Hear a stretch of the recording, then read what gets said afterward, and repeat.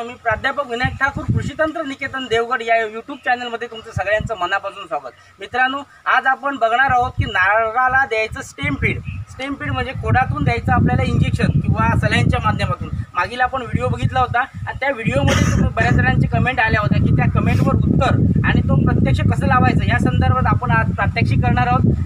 केरळ विकास बोर्डाचं हे stem feed आहे आणि स्टेम फीडचं एक पॅकेट जे येतं, या पॅकेटमध्ये दोन घटक त्याच्यामध्ये असतात। त्यामध्ये एक असतं एक सलाईन असतं आणि एक असते ती सुई असते आणि ही PVC मधली सुई आहे आणि ही PVC मधली सुई आपल्याला द्यायची आहे। पहिल्यांदा काय करायचं की आपल्याला एक बूच येतं किंवा झाकण येतं आणि या झाकणच्या माध्यमातून एकदा लॉक केलं की त्याच्यातून परत कुठल्याही जंतू संसर्ग होण्याचा संबंध नाही आणि याच्या माध्यमातून तुम्ही एक झाडाला फळगळ असू दे, बोंडेगळ असू दे, त्याच्यानंतर रोटामधल्या रेड पाम बिटल म्हणजे लाल भुंगा असू दे, म्हणजे ज्याला सोंड्या भुंगा म्हणतो, भेंड्या भुंगा, अशा कुठल्याही अडचणीवर या आता बघा मित्रांनो, माडा चढण्याची मोठी समस्या झालेली आहे आणि समस्या अशी आहे की चढायला माणूस मिळत नाही। मागील शिडीच्या व्हिडिओमध्ये काही जणांनी कमेंट केला की आम्ही एका माडावर चढायला 500 रुपये देतो, आज 100-150 देणारे भरपूर आहेत आणि आपल्याला आज बघायचं आहे की प्रत्येकाला माडावर चढणं शक्य नाही, म्हणून या मोठ्या 30-40 फूट उंचीच्या माडावर आपल्याला चढण्याला जमणार नाही। म्हणून हे जमिनीवरून या झाडाला औषध कसं द्यायचं या संदर्भात आपण हे केरळ बोर्डाचं जे इन्स्ट्रुमेंट आहे त्याचा वापर आपण करणार आहोत। मित्रांनो, आपल्याला ही जी प्लास्टिकची निडल आहे ही आपल्याला झाडाला द्यायची आहे आणि त्याच्या माध्यमातून सलाईन द्यायचं आहे किंवा आपल्याला इंजेक्शनने द्यायचं आहे। ते इंजेक्शनच्या माध्यमातून सुद्धा आपण देऊ शकतो। 10 ते 15 ml औषध आपण याच्यातून झाडाला देऊ शकतो। आता याच्या अगोदर आमच्याकडे सलाईन आलं होतं आणि हे सलाईनचं इन्स्ट्रुमेंट जे आहे ते आपण माणसाला वापरतो तेच सलाईन चालू शकतं। पण काय झालं की हे इन्स्ट्रुमेंटचे एक्स्ट्रा पैसे आम्हाला देणे शक्य नाही किंवा जे शेतकऱ्याला भुर्दन पडायला लागला, तर शेतकरी मित्रांनो हे इन्स्ट्रुमेंट आपल्याला लावायचं कसं त्या संदर्भात आपण बघूया। सर्वप्रथम हे इन्स्ट्रुमेंट आपल्या झाडामध्ये जवळजवळ 20 सेंटीमीटर आत घुसवायचं आहे। त्याच्यासाठी 45 डिग्रीमध्ये आपल्याला लावायचं आहे आणि 45 डिग्रीमध्ये आपल्याला होल मारायचा आहे। आता मी राजू काकांना सांगतो की त्याला 45 डिग्रीमध्ये इथं होल मारा। आपल्या उंचीपेक्षा थोडं खाली म्हणजे जमिनीपासून 1 मीटरवर आपल्याला 45 डिग्रीमध्ये 12 mm चा होल मारायचा आहे, छिद्र मारायचं आहे आणि ते तुम्ही हँड्रिलच्या माध्यमातून मारा किंवा सळीच्या माध्यमातून मारा किंवा ह्या अशा ड्रिल मशीनच्या माध्यमातून मारा।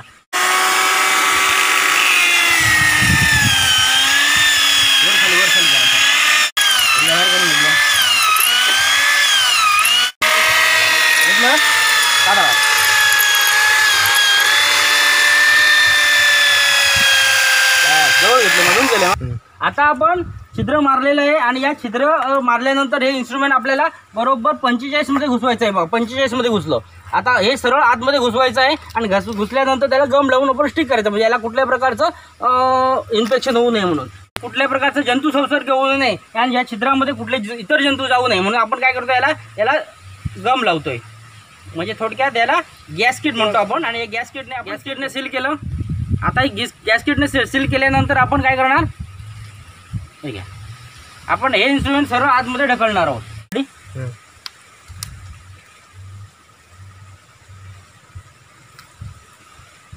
हे बघा अशा पद्धतीने हे सील झालं। आता हे घट्ट झाल्यानंतर कुठलाही जंतू संसर्ग होणार नाही याला, आलं लक्षात काय।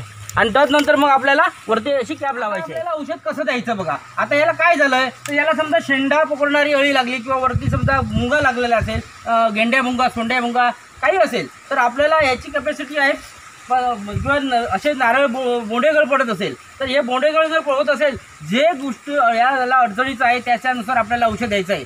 आज आपण देणार काय, भुंग्यासाठी एक नियंत्रितीचं औषध देणार आहोत। तुम्ही समजा न्यूट्रॉनच्या कमतरतेमुळे गळत असेल तर तसं द्या, ते फीड पाहिजे असेल तर फीड देऊ शकताय तुम्ही, अशा पद्धतीने फीड पण देऊ शकताय, कोकोनटचं फीड। म्हणजे थोडक्यात काय, भोंडे घडू नये, नारळाची सुई वाचावी, नारळाचे एरिओफाईट माइंडपासून वाचावं, या सगळ्यासाठी आपण काय करणार, याला वेगवेगळी औषधं देणार। त्यातलं आता पहिलं औषध देताना आपण काय करायचं तर साधारण 20 ml याच्यात आपण पाणी घ्यायचं। 20 ml पाणी घेतलं, त्याच्यामध्ये आपण 10 ml क्लोरोपायरोफॉस, हे गॅस पॉइझन आहे जे पोटातला किडा नाहीसा करण्यासाठी आपण वापरणार आहोत, ते 10 ml।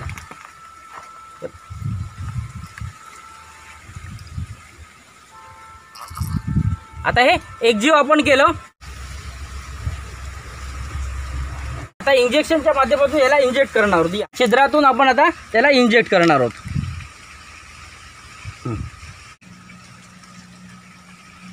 आता याच्यामध्ये गेल्यानंतर आपण मग याला कॅप लावणार आहोत की इतर जंतू काही जाऊ नये म्हणून। हां, काही शंका असेल तर विचारा, म्हणजे तुम्हाला मी सगळी उत्तर देतो। सर किती वर्षापर्यंत टिकू शकते? आता ही जी निडल आहे ती पहिली 3 वर्ष टिकते आणि 3 वर्षानंतर मग त्याच्यामध्ये त्या होलमध्ये इतर घटक अडकून जातो आणि चोकअप होऊ शकते, म्हणून आपण 3 वर्षांनी परत ही काढून दुसऱ्याला वापरू शकतो परत 3. बघा, ज्या नारळावर आपल्याला चढून वरती औषध घालता येत नाही अशा किती वर्ष चालेल, म्हणजे आता चढायला त्रास होणारं झाड किती, एक साधारण 7 वर्षाचं झाल्यानंतर कधी कधी तुम्हाला खोड तयार झालं 3 फुटाचं की आपण हे देऊ शकतो. 3 फुटाचं ज्याला खोड आहे, म्हणजे आपल्या छातीच्या उंची एवढं ज्याला खोड आहे त्याला कुठल्याही देऊ शकतो, कारण 3 फुटाच्या खोडाच्या झाडाला काही अडचणी येऊ शकतात आणि ते अडचणी काढण्यासाठी आपल्याला हे द्यायचं आहे. म्हणजे जोपर्यंत आपण 3 फुटापासूनच जावळे आलेले आहेत अशा केवढ्याही छोट्या झाडाला आणि एक 100 वर्षाच्या मोठ्या झाडाला, या सगळ्या झाडांना आपण देऊ शकतो. किती वर्ष टिकते? हे जे टिकायचा कालावधी जे आहे ते म्हटलं मग 6 वर्षापर्यंत टिकू शकतं, पण पहिले 3 वर्ष हे एका माडासाठी, परत छिद्र काढायचं, छिद्र वॅक्सने भरून काढायचं किंवा आपल्या सिमेंटने बंद करायचं आणि मग दुसरं छिद्र परत मारून ते अंदाजे खर्च किती होऊ शकतो? हा, याला जो खर्च जे आहे हे जर पॅकेट बघितलं तर या निडलची जो टोटल किंमत आहे ते गॅसकेटची किंमत आहे 150 रुपये सध्या. पूर्वी हे निडल बरोबर आपल्याला असं सलाईन द्यायचं, आम्ही ते सध्या मागवलं नाही कारण इंजेक्शनच्या माध्यमातून पण आपण ट्रीटमेंट देऊ शकतो म्हणून मी सलाईन मागवतो नाही. आणि या नुसत्या इंजेक्ट करणाऱ्या इन्स्ट्रुमेंटची किंमत आहे 150 रुपये.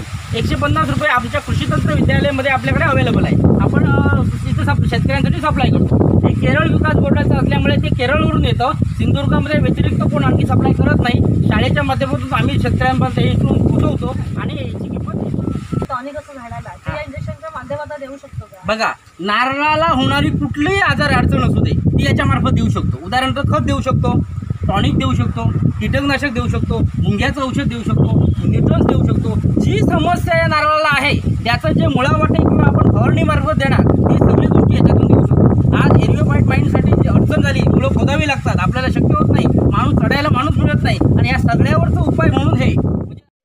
मित्रांनो बघा, आपण ज्यावेळी मायक्रो न्यूट्रन्स देतो किंवा आपण संजीवक देतो तर हे आपण आज देणार आहोत जिब्रेलिक ॲसिड. आणि जिब्रेलिक ॲसिड हे PPM मध्ये द्यावं लागतं, एकदम कमी द्यावं लागतं. हे 1 ग्रॅमचं जिब्रेलिक ॲसिड 1 लिटर पाण्यात आपण डायल्यूट केलेलं आहे आणि ह्याच्यातलं आपल्याला 10 ते 15 ml, जास्तीत जास्त 20 ml या स्टीम फीड मार्फत द्यायचं आहे. जिब्रेलिक ॲसिडचं काम काय की जिब्रेलिक ॲसिड हे पेशी लांबट करण्याचं काम आहे. म्हणजेच काय, हे याच्या शरीरात गेलं की झाडाला पालवी येणं, पालवी वाढणं किंवा दुसरं गोष्ट नारळाची साईज वाढणं ह्या सगळ्या गोष्टी होणार आहेत. आता हे आपण मुळावाटे जर दिलं आणि जर समजा ओतलं तर एकदम कमी असतं, मायक्रो असतं, म्हणजे एकदम PPM मध्ये असतं. म्हणजे 1 ग्रॅम 1 लिटर पाणी 1000 PPM हे त्याचं द्रावण आहे. मग त्याच्यातलं आपल्याला 10 ml ते 20 ml द्यायचं आहे. मला सांगा तुम्ही, आता ज्यावेळी आपण समजा 1 PPM आपण 1000 PPMचं द्रावण आपण बनवणार आहोत त्यावेळी आपण सिरिंजच्या माध्यमातून पहिल्यांदा आपण 10 ml घेतोय. आता 10 ml घेतल्यानंतर आपण काय करणार की ते या स्टॅम्प फीडला देणार. 100% दिलेलं औषध सगळंच्या सगळं झाडाला मिळणार. पण मुळावाटे जर दिलं तर काय होणार, मुळावाटे जर आपण दिलं तर ते जमिनीत जाणार, 1 मीटरच्या खाली गेल्यानंतर झाड घेणार नाही, झाड घेण्याची क्षमता कमी होणार, त्यात पण उडून जाण्याचं प्रमाण असणार. इथं उडून जाणं हा विषय नाही, इथं डायरेक्ट तुम्हाला काय झाडात दिलेलं 100% औषध जातं. 3 वर्ष तुम्हाला देऊ शकता आणि कुठल्याही सगळ्यात म्हणजे आपलं जिब्रेलिक ॲसिड. जिब्रेलिक ॲसिड हे आपण काय केलं, 1 ग्रॅम 1 लिटरमध्ये 1000 PPM बनवलं, त्याच्यातले 10 ml औषध आपण घेतलं आणि आता या स्टीम फीड मार्फत आपण नारळाला देणार आहोत.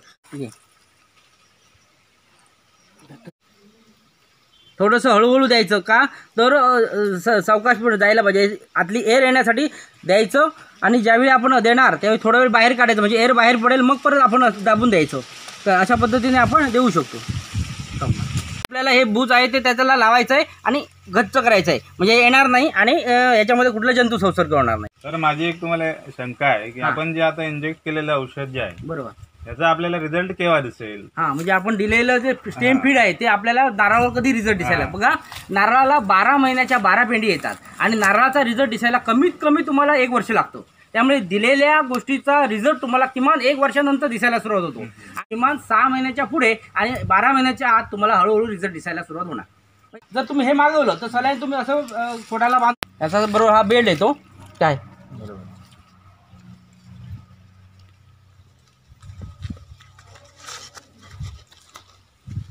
हे बघा.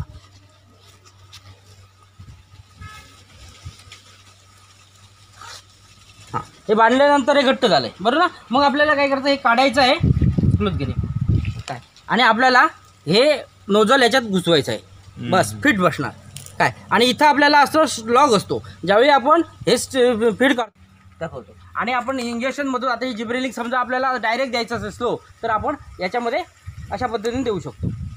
त्याला वॉल ओपन करणार तेव्हा इथून गळायला सुरुवात होणार आणि जेव्हा वॉल कमी करणार तेव्हा लॉक होणार. आपल्याला किती द्यायचं आहे? एक थेंब पडेल असं द्यायचं आहे, बरोबर ना? मग तर मित्रांनो, जे आपण इन्स्ट्रुमेंट इथं बसवलं, जे इक्विपमेंट याच्यात बसवलं आहे ते डॉक्टरकडे टाकाऊ सलाईन जे असतं हे असं टाकाऊ सलाईन आहे आणि हे टाकाऊ सलाईन आपण फुकट मिळतं. म्हणजे त्यांना अडचण झालेली आहे की डिस्पोज करायची, मग आपण ते विकत आणून फुकट आणून आपण काय करू शकतो, याचा वापर करू शकतो. आता याच्यामध्ये जर तुम्ही बघितलं तर हे बघा, ज्यावेळी याच्यात औषध भरलं, ज्याला द्यायचं आहे ते औषध भरलं की आपल्याला इथं कमी जास्त करू शकतो. जेवढं कराल पाहिजे तेवढं तुम्ही वापरू शकता. मग मोठं करा, छोटं करा, छोटं करा, मोठं करा, पाहिजे तेवढं देऊ शकतो. आता हे समजा आपण एक थेंबने दिलं तर आपल्याला बघ इकडून आपल्याला ते बाहेर पडतं. इकडे दाखव, पाहिजे तेवढं छोटं मोठं करू शकतो आपण. त्याच्यामुळे इथं आपल्याला कंट्रोलर आहे त्याचा, एकदम 0 पण करू शकतो. आणि मग आपण याला पूर्णतः मित्रांनो, अशा प्रकारे आपण नारळाला द्यायचं सलाईन म्हणजे सलाईनद्वारे किंवा इंजेक्शनद्वारे स्टेम फीडच्या माध्यमातून नारळाच्या ज्या समस्या आहेत आणि त्यानुसार औषधं, खतं, संजीवक देऊन उत्पादन वाढावे या हेतूने हा व्हिडिओ आपण पाहिला. यापूर्वी पण मी नारळ लागवड, नारळ खत व्यवस्थापन, नारळ कीड आणि रोग, नारळ कमी लागण्याची कारणे, नारळ फळघळ, नारळ एरिओफाइट माइंड यासारख्या व्हिडिओना तुम्ही उत्तम प्रतिसाद दिला. बऱ्याच कमेंट पण आल्या, काहींना उत्तरे पण दिली. कारण तुम्ही गेल्या 6 महिन्यात मला 18 लाख लोक जोडला गेलात. त्यामुळे एवढ्या प्रश्नांना मी व्हिडिओच्या रूपानेच उत्तर देण्याचा प्रयत्न करतो. तसदीबद्दल क्षमस्व. हे स्टेम फीड जे आहे ते इक्विपमेंट तुम्हाला जर हवे असल्यास कुरिअरच्या किंवा पोस्टाच्या माध्यमातून घरपोच मिळेल. सध्या 150 रुपये किंमत आहे. हवे असल्यास खालील व्हॉट्सअप नंबरवर मेसेज करा.